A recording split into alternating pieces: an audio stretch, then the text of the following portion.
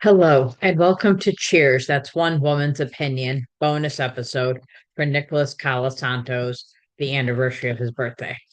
I'm trying something new today, and I don't know if it works because I can only see what's on my screen. But I've shared my screen and have a picture of Nicholas Colasanto up, and I won't know till the end, but we're hoping that you see me and the picture. And also, I'd like to share I have my coach shirt on today for his birthday. So the movie that won for Nicholas Colasanto's birthday was Raging Bull, which is what we're doing today. Nicholas Colasanto was born 102 years ago today. Sadly, he passed away on February 12th, 1985, at the age of 61 from a heart attack. And for those of you who know Cheers well, you obviously know that he passed away at the end of the third season. Well, actually, the third season was not quite over. They had to fill some things in. But the fourth season he's not in. So we're in season two right now, which means this next season will be Nicholas Colasanto's last, sadly. Raging Bull came out in 1980. It was directed by Martin Scorsese. It was written by Jake LaMotta, who died in 2017 from complications of pneumonia. Joseph Carter, he passed away in 1984, undisclosed cause. Peter Savage, he passed away in 1981, undisclosed cause. And before we start, there is a note. Raging Bull uses the F word over 100 times. So there are times I have changed this language as needed for more censor friendly so that everyone can listen and it won't be censored out. Cast includes Robert De Niro as Jake LaMotta, Kathy Moriarty as Vicky LaMotta, Joe Pesci as Joey LaMotta, Frank Vincent as Salvi. He passed away in 2017, complications from heart surgery.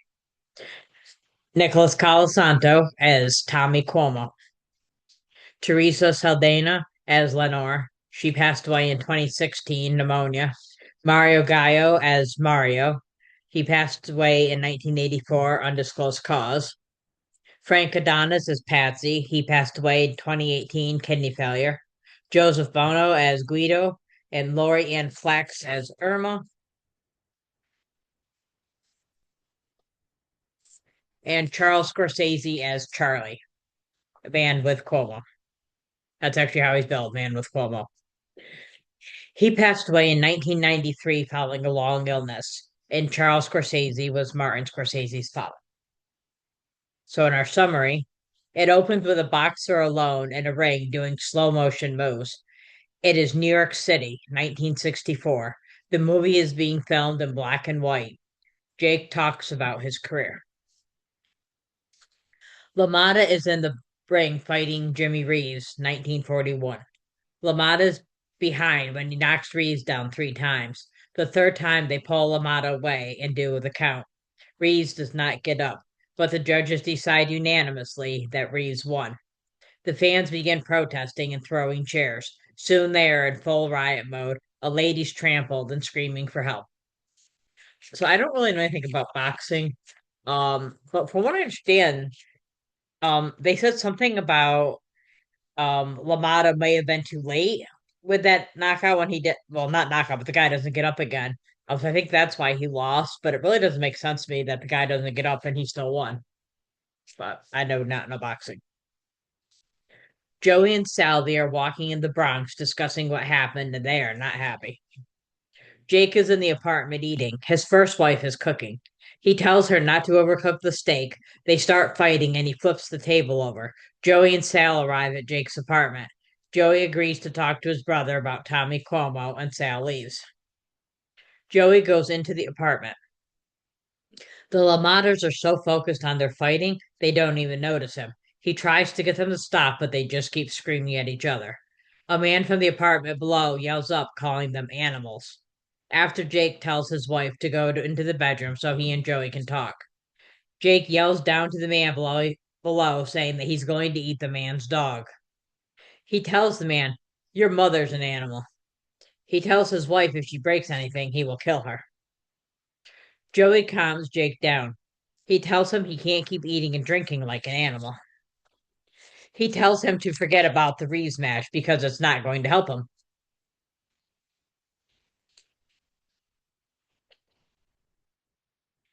Jake says he has little girl hands.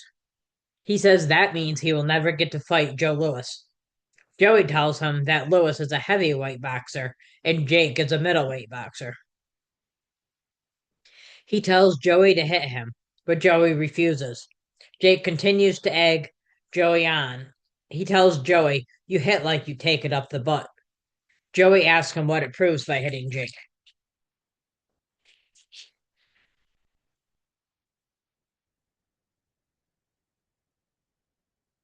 Jo- That's a good line there. Jack, not Jack, Jake is in the ring with Joey. Three men are watching Jake. Jake learns that Joey had them come, and Jake says, sorry, two J names are getting me mixed up here. And Joey says that they are friends of his. He then says they came because Tommy Cuomo wants to help Jake. We see Jake and Joey outside the pool. Jake asks his brother about a blonde woman he sees. Jake says she's a neighborhood girl named Vicky. Jake asks if she's going with some of the guys, with any of the other guys. Joey tells him she's only 15. She's not going with anyone. He asks Joey, "Did you bang her?" Joey says no, but Jake does not believe him. He admits he took her out and tried to have sex with her, but she turned him down. Now, obviously, the fact that she's 15 and they're talking about sex with her and they're adults, I believe he was, I don't know how old he is at this point. We're going to see at the later on, he's around 23, 24. So I don't know if, I'm assuming it's around the same time now that he's about 23. So obviously, this was totally not appropriate. It was a controversy, and some people are upset about it being in the movie, but obviously, one, this was made in the 80s. We don't know things as much that we did then, probably. I mean, we know more things than we did probably then, but even if it was made now, this is actually Jake LaMotta's life. It has to be put in because this is what happened, and this is a big part of his life, especially in this part.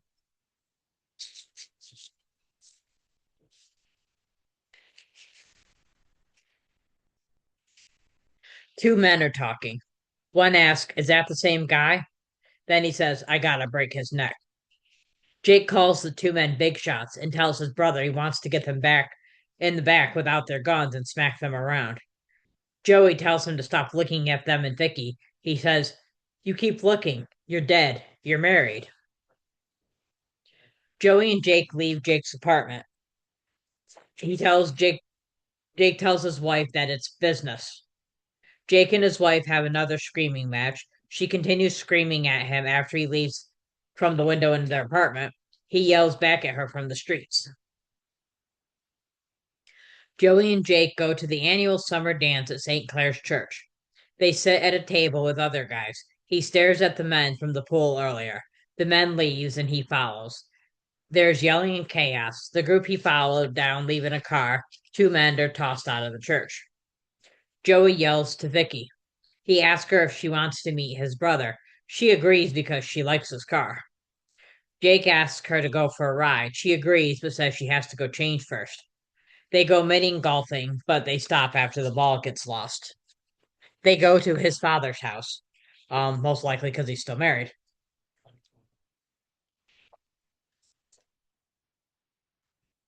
His dad is not there. They sit at a table, and Jake tells Vicky to move closer. She moves to the next chair over. She giggles nervously. He then has her sit on his lap. He asks her if she'd like to see the rest of the house, explaining that he used his boxing money to buy the building for his father.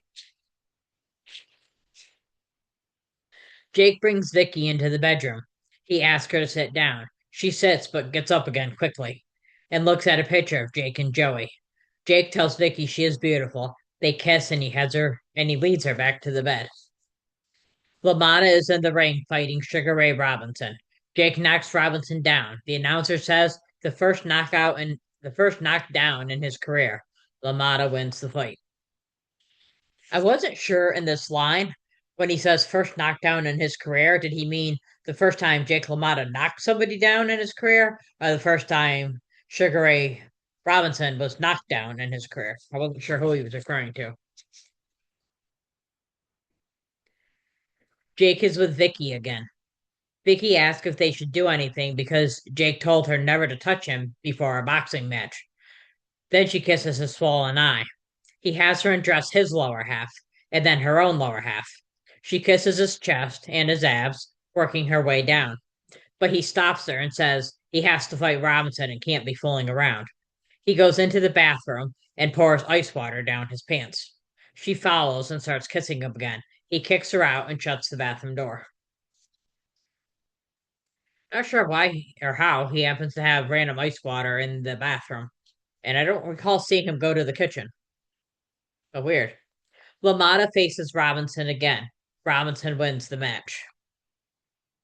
Joey breaks a chair in anger. He says that Robinson gets the win because he's going into the army next week. And I looked this up. Sugar Ray Robinson did indeed um, join the army during World War II.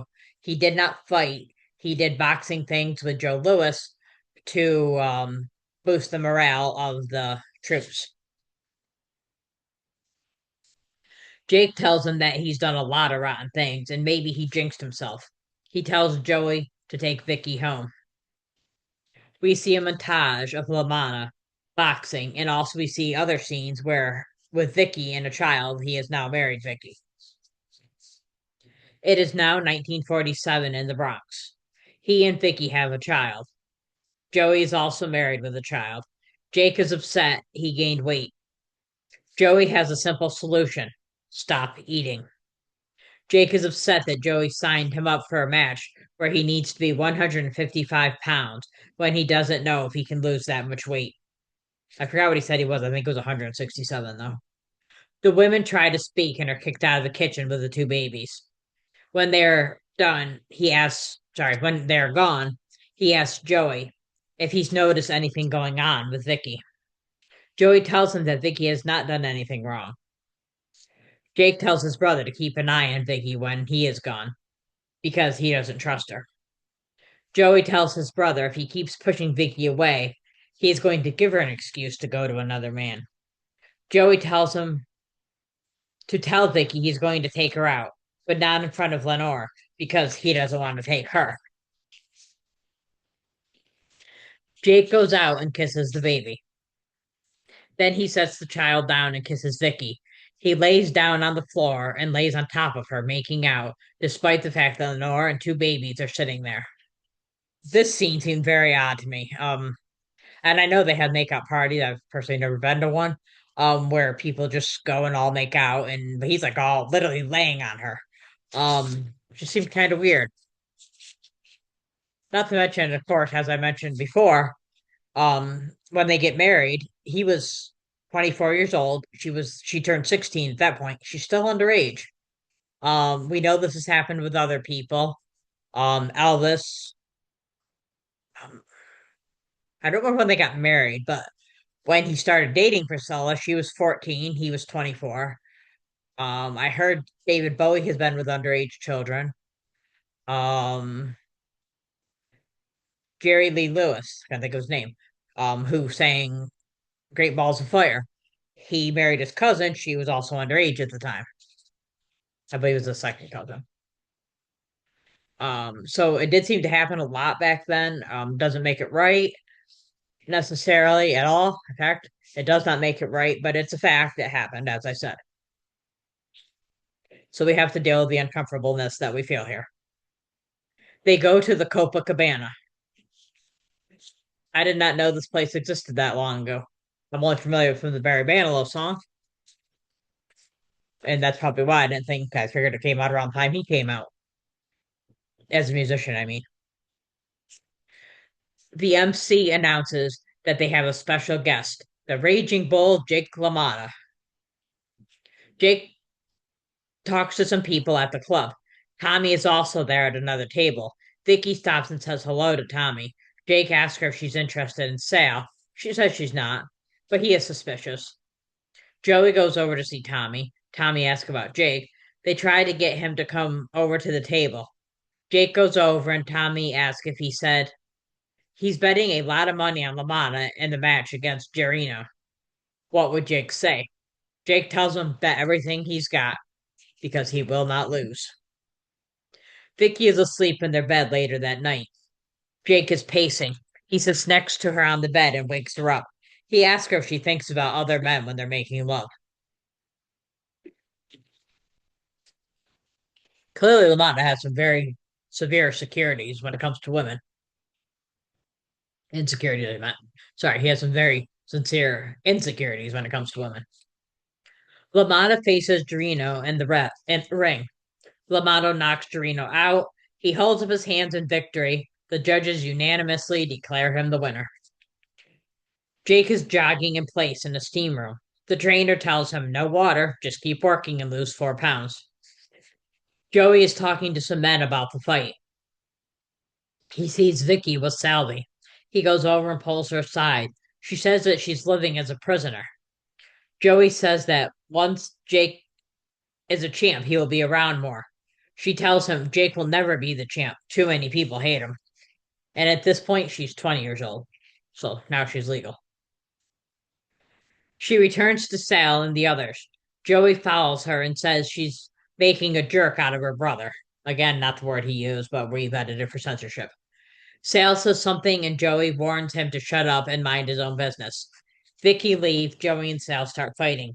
Soon all the men at the table are fighting, and Joey and Sal end up outside where they continue fighting. At the Debonair Social Club, Joey and Sal are with Tommy. Tommy tells them both forget about it, the fight, and shake hands. Also, and most importantly, he tells them no grudges.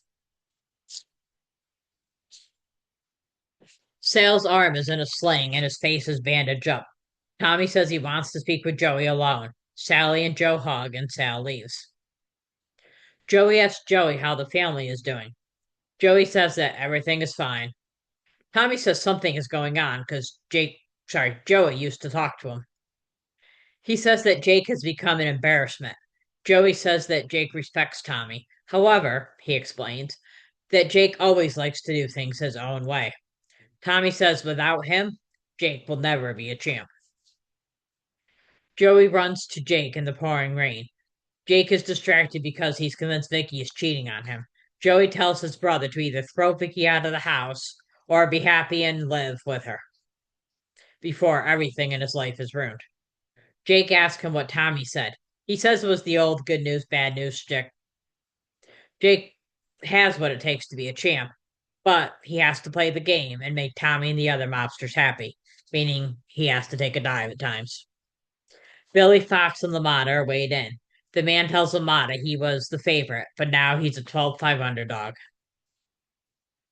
Um, Jake tells him, "You go ahead and bet on me because I never take a dive." He's like, "I don't fall for anyone." The match between Fox and LaMotta begins. Fox is hardly trying. At the corner of the ring, a man slaps LaMotta and yells at him. The next round begins, and LaMotta lets Fox beat him, but he does not fall down. Joey asks his brother, "Why didn't you fall down?" when Fox is declared the winner. LaMotta is sobbing. He keeps asking, "Why'd I do it?" Sorry, what'd I do? Why'd I do it? The Daily News shows the headline, Board suspends LaMotta. Because he did not fall, it made it obvious that he took a dive, and apparently taking a dive is different than falling down. This is what I understand from this. Jake says that he took the dive. Why did he need to go down too? Joey shows how easy it is to fall down. Joey says that Tommy won't forget Jake. He still has a shot as long as Tommy is alive. 2 years pass. They are in Detroit for another match. Joey orders food.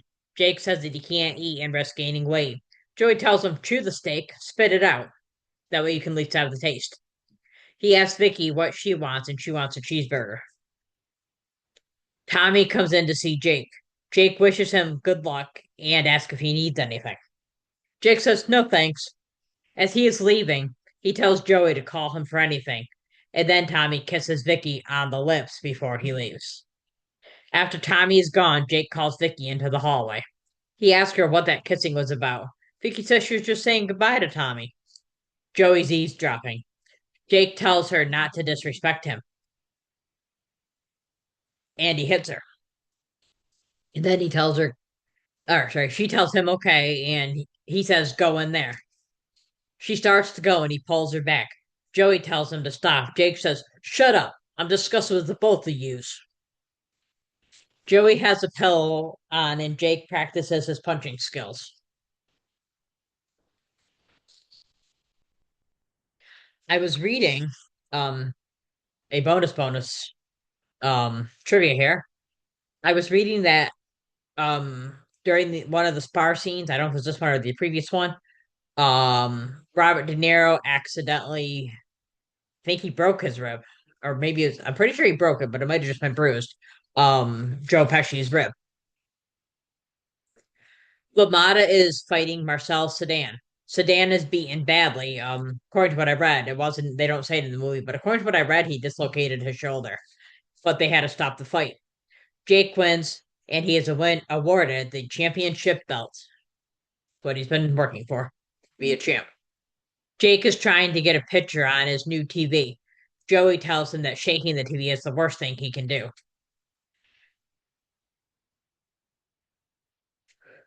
Vicky comes in and Jake asks where he was. She says she was shopping and then went to see her sister. Jake is angry that Joey kissed Vicky on the mouth. Joey tells him, what? I'm not supposed to kiss my sister in law? Jake tells him, on the cheek, not the mouth. Joey tells Jake that he doesn't act like a champion, especially the way he eats. Jake asks his brother what happened at the Copa that time. He said it had nothing to do with Jake. Jake asks if it had to do with Vicky. Joey tells him again that it was between him and Sal. Joey tells Jake that he needs to worry about an upcoming fight next month. Jake asks if Sal and Vicky had sex. Again, Joey tells him it had nothing to do with Vicky, but Jake does not believe him. Joey, who is very frustrated with his brother, tells him, go ahead and kill everyone. What do I care? He even volunteers to let Jake kill him first. This causes Jake to become suspicious of his brother also having sex with Vicky because he listed himself with Sal and Joey. Or sorry, Sal with Sal and Tommy, who he already suspects. Joey is offended and refuses to answer the question, calling it stupid. He tells Jake that he is leaving, adding, eat less. He also tells him have more sex with his wife instead of threatening to kill every male that comes in contact with her.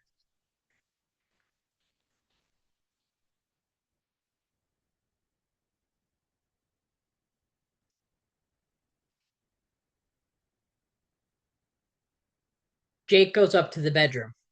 He asks Vicky about the copa. Then he starts hitting her. She breaks away and runs into the bathroom. He tells her to open the door. She refuses, so he breaks down the door. Angry, she tells him she had sex with Tommy, Sal, Joey, and everyone in the street, too. He leaves the house yelling, and she yells back that Joey is bigger than him, too. She chases him outside, and they continue to fight. Now, at this point, I think this is kind of dumb that that she's chasing him outside when he's already hit her. I'm thinking, get out. He's left. You need to leave. But she's also very young. She's about 20 years old at this point.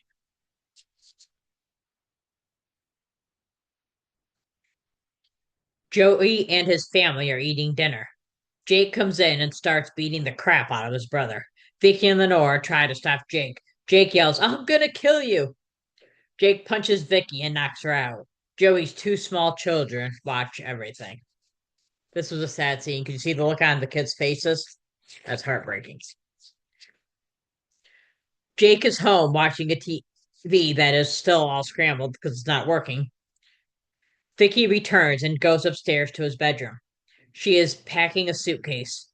Jake asks her not to leave and they hug. Jake, I may butcher this guy's name. I apologize. Dame botches the thaw. The, the fall, I think maybe.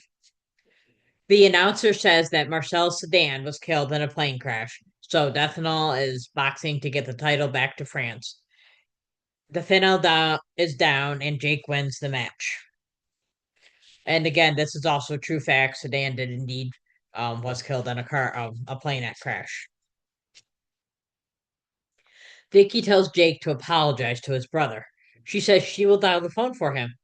He gives her the change, and she goes to the phone booth to dial. But when Jake goes in, he cannot bring himself to speak. Joey thinks it's Sal pranking him.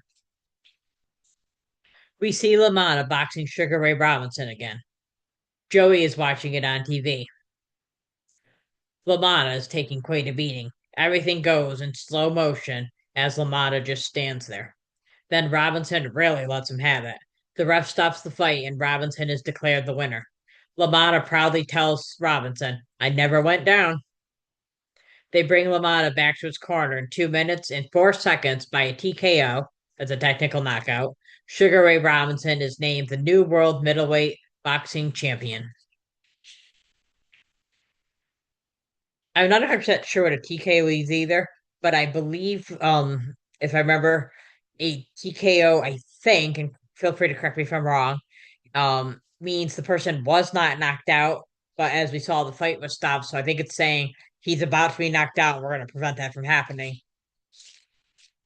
But I think that's what it is.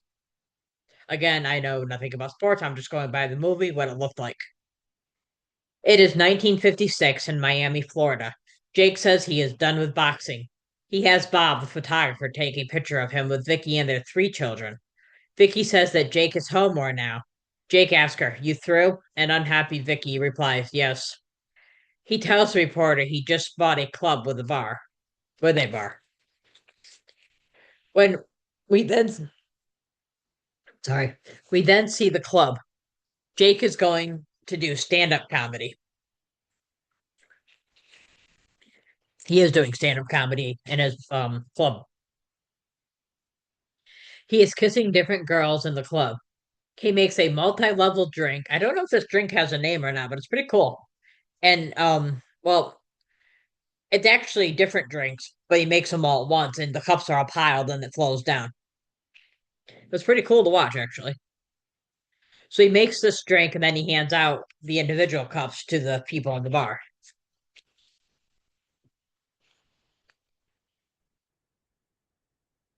Jake goes outside. Vicky is in the car. She says she's leaving him.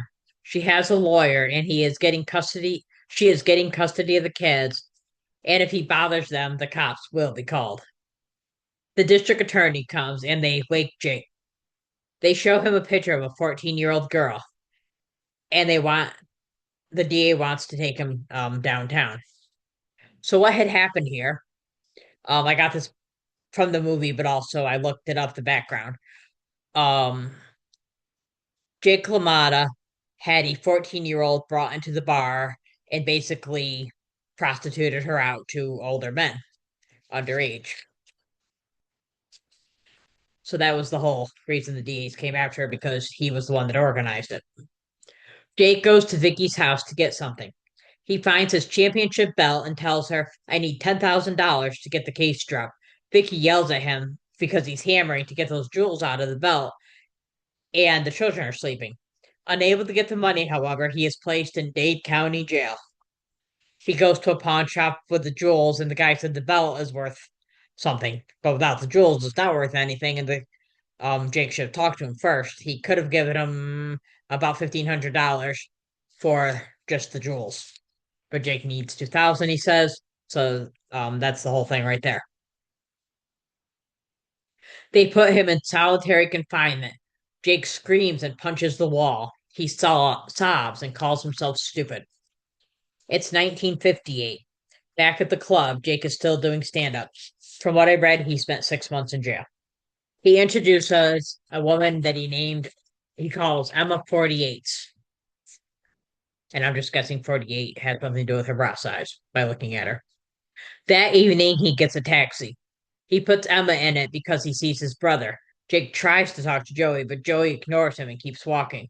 He follows Joey to Joey's car and asks him to forget about it. Joey says he'll call him. This is the last scene we see Joey in. So I looked this up as well.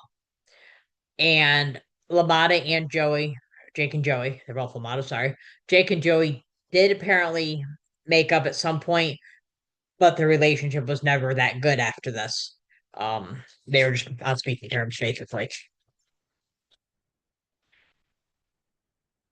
We see a sign at the Barbizon Plaza. I think that's how it's pronounced. There is a voiceover saying, "Some people aren't that lucky." Then we see Jake talking in the mirror in the green room. He is reciting the "I could have been a contender" speech from On the Waterfront. Before he goes out, he looks in the mirror again and says, "Go get him, champ." And he does some boxing moves. At the end, we see a Bible quote on the screen from John 9:24 through 26. Under that, it says, "Remember Haig P. Magunian, teacher, May 23rd, 1916, May 26th, 1980. With love and resolution, Marty." And I looked it up. Magunian was a professor at New York University. So that was our movie.